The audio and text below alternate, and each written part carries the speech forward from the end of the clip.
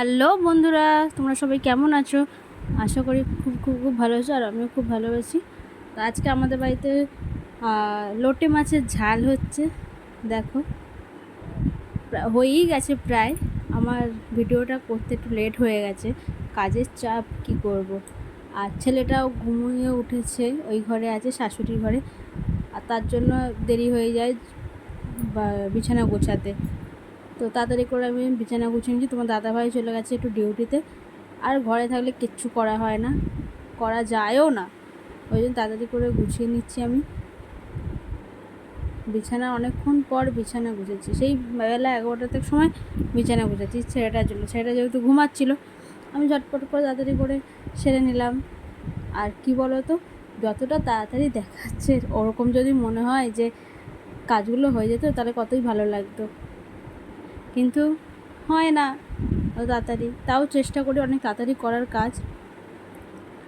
আর একটা কথা, কী বলবো তো তোমাদের সাথে, এই ভিডিও করি না, আমি ভিডিও করি অনেক কষ্টে।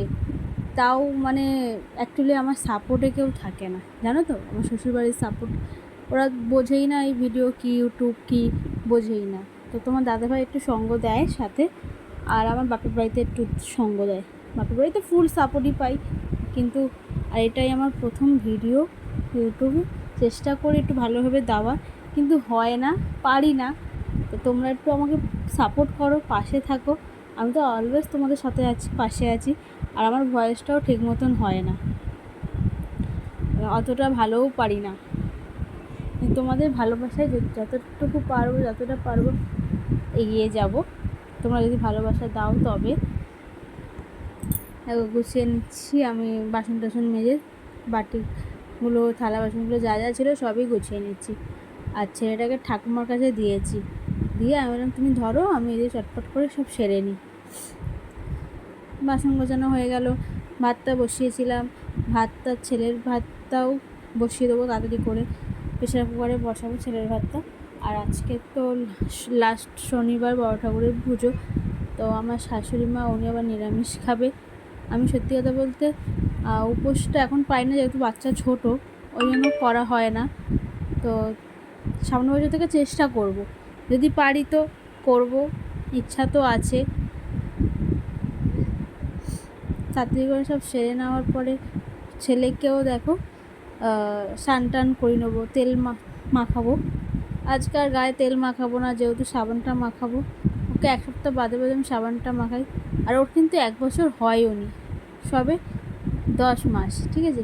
কিন্তু এত শিয়ানা, এত পাকা, কি বলবো। তেল মাখাচ্ছি, ও কাটছে, ওই তেলের বোতলটা নেবে বলে।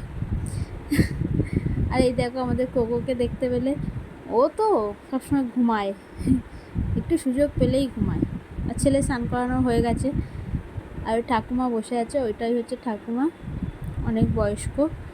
তাড়াতাড়ি করে টিপ, কাজল পরিয়ে দিলাম, পাউডার টাউডার দিয়ে আমার আজকে এত লেট হয়ে গেছে বন্ধুগুলো। সকাল থেকে মানে উঠেছিলাম, উঠে একবার বাচ্চাকে নিয়ে ধরে থাকা না, একটু শরীর আর এনার্জি দেয় না। ওই জন্য আজকে স্নানটাও হয়নি, ঠাকুরটা দেওয়া হয়নি।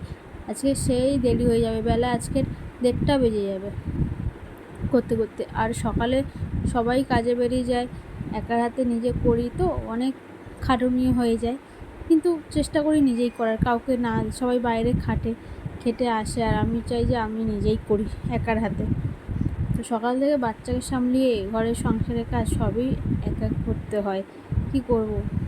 মেয়ে যখন হয়েছি করতে তো হবেই।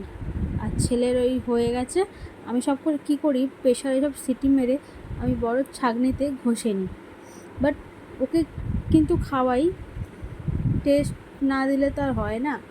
মিষ্টিটা এখন দিই না, আর নুনটা ডক্টর বলেছে একটু দিও, নাহলে তো আমরা যেরকম টেস্ট লাগে, ওদের তো টেস্ট না লাগলে তো ওরা খাবে না, না। তো আমার কোনো খাবার আজ পর্যন্ত বিফলে যায়নি। ও সব কিছু খাবারই ওকে খাইয়েছি, ও ভালোভাবেই খেয়েছে, কোনোটাই ও আজ পর্যন্ত খাবো না কেঁদেছে বা খাচ্ছে না, সবই খাইছি, যা যা খেয়েছি সব ভালোভাবেই ও খেয়েছে।